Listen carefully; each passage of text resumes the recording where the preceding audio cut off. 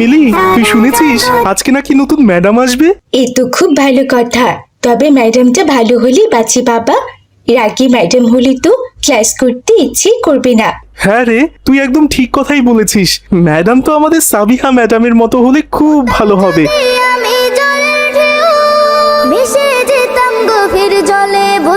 আসসালামু আলাইকুম। তোমরা নিশ্চয় এতক্ষণে জেনে গেছো আমি কে, তবুও বলছি। আমি তোমাদের নতুন ম্যাডাম, আর আমার নাম হচ্ছে তাহিরা। আজ থেকে আমি তোমাদের বাংলা ক্লাস নেব। আশা করি তোমরা আমাকে ক্লাস নিতে সাহায্য করবে এবং আমার সব কথা মনোযোগ সহকারে শুনবে। জি ম্যাডাম, নিশ্চয়ই শুনবো। যাই হোক, আজ থেকে আমি তোমাদের ক্লাস একতলার লাইব্রেরি রুমে নেব। আসলে আমার পায়ে অনেক ব্যথা। কিছুদিন আগে পাটা আমার মচকে গিয়েছিল, তাই আমি বেশি হাঁটাহাঁটি করতে পারি না। আমি হেড স্যারের কাছে পারমিশন নিয়ে নিয়েছি। কাল থেকে সবাই নিচের ওই লাইব্রেরি রুমটাতেই চলে আসবে। ওখানেই তোমাদের ক্লাস হবে। আমি কালু ভাইকে বলে তোমাদের লাইব্রেরি রুমটাতে চেয়ার টেবিল নিয়ে আসার ব্যবস্থা করব। কিন্তু ম্যাডাম, লাইব্রেরি রুমে তো মাত্র একটা ফ্যান। আমাদের এই রুমটাতে এতগুলো ফ্যান, তবুও তো আমাদের অনেক গরম লাগে।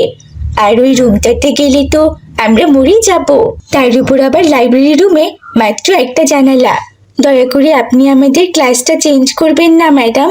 হ্যাঁ ম্যাডাম, দয়া করে আপনি আমাদের ক্লাসরুমটা চেঞ্জ করবেন না। আমরা ক্লাস 5 থেকে এই রুমেই ক্লাস করছি। তোমাদের মতো স্বার্থপর স্কুল স্টুডেন্ট তো আমি এর আগে কখনো দেখিনি। আমি তোমাদের টিচার। আমার পায়ে ব্যথা শুনেও তোমরা শুধুমাত্র নিজেদের কথাই ভেবে যাচ্ছ। আর আমাকে যে কষ্ট করে এই পায়ের ব্যথা নিয়ে 3 তলায় উঠতে হবে, সেই কথাটা তোমরা কেউ একবারও ভাবতে পারছো না। শোনো তোমরা, আমি যা বলবো তাই হবে। কেউ আমার কথার উপর কথা বলবে না, বুঝতে পেরেছো? এখন সবাই মন দিয়ে ক্লাস করো। কাল থেকে তোমরা নতুন রুমে শিফট হবে। এই বলে তাহিরা ম্যাডাম ক্লাস নিতে থাকে। নতুন ম্যাডামের এমন বকাঝকা ক্লাসের কোনো স্টুডেন্টদেরই ভালো লাগে না। তারা সবাই তাহিরা ম্যাডামকে অপছন্দ করতে শুরু করে। পরের দিন সবাই নতুন ক্লাসরুমে চলে আসে। আর নতুন ক্লাসরুমে এসে সবাই অসুস্থ বোধ করে। বাবা রে বাবা, এই ক্লাসরুমে তো অনেক গরম। গরমে তো আমি পুরো গলে যাচ্ছি। ম্যাডাম যে কেন আমাদের এই রুমে ক্লাস নিলেন কে জানে। অবশ্য ওনার তো আর কষ্ট হবে না, কারণ ম্যাডামের মাথার উপর তো একটা ফ্যান আছে।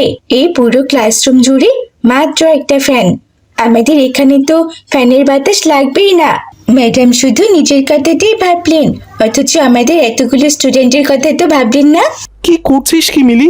আস্তে কথা বল। ম্যাডাম শুনতে পেলে আবার তোকে শাস্তি দেবেন। কি আর করবি বল, সবকিছু মেনে নিতে হবে। উনি যদি আমাদের ক্লাস টিচার হয়ে আমাদের কষ্টটা না বুঝেন, তাহলে আর কি করার বলতো? সেটাই তো ভাবছি রে।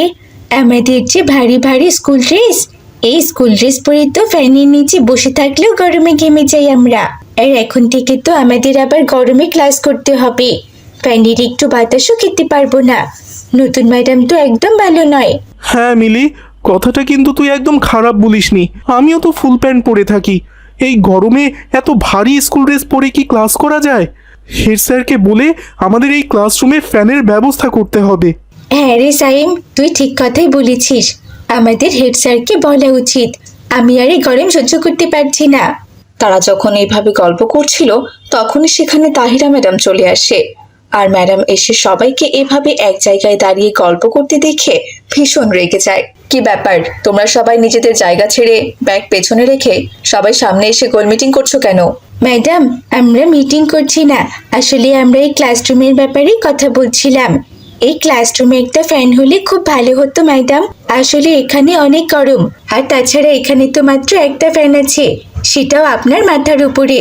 দয়া করে আপনি হেড স্যারকে বলি আমাদের ক্লাসে আরেকটা ফ্যান লাগিয়ে দিন না ম্যাডাম। তাহলে তো আর আমাদের কষ্ট করে ক্লাস করতে হবে না।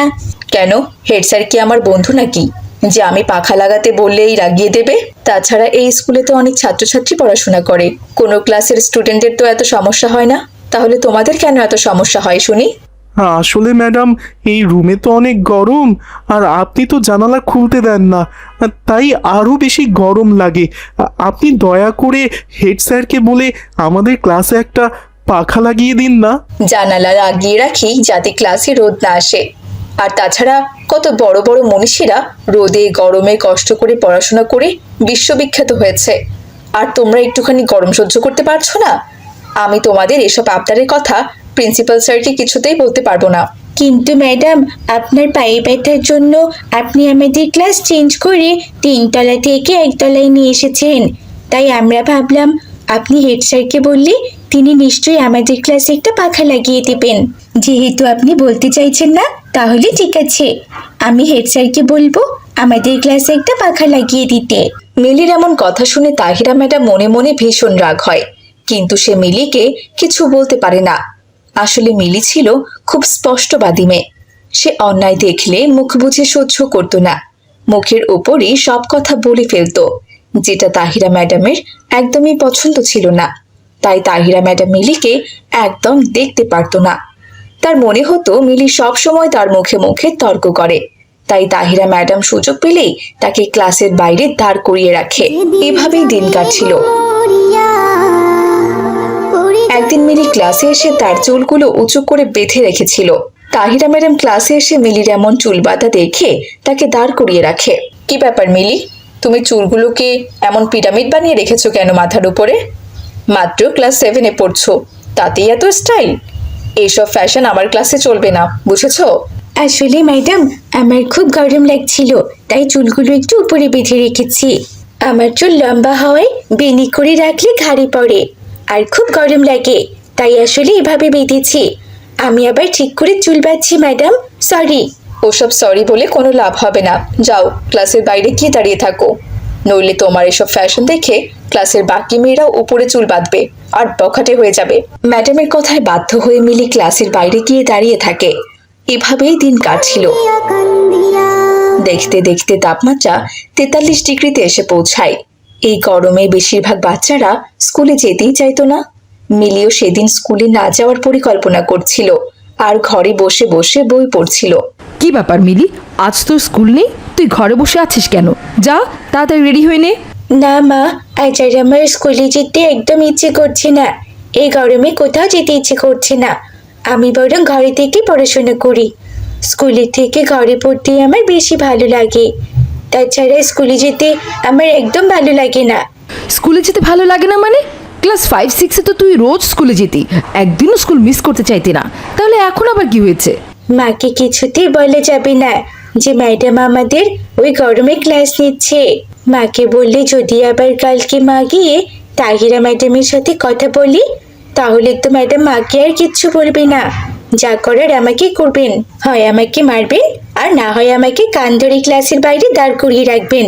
কিছুই হয়নি মা, আমি এক্ষুনি স্কুলে যাচ্ছি। এই বলে মিলি তাড়াহুড়ো করে স্কুলে চলে যায়।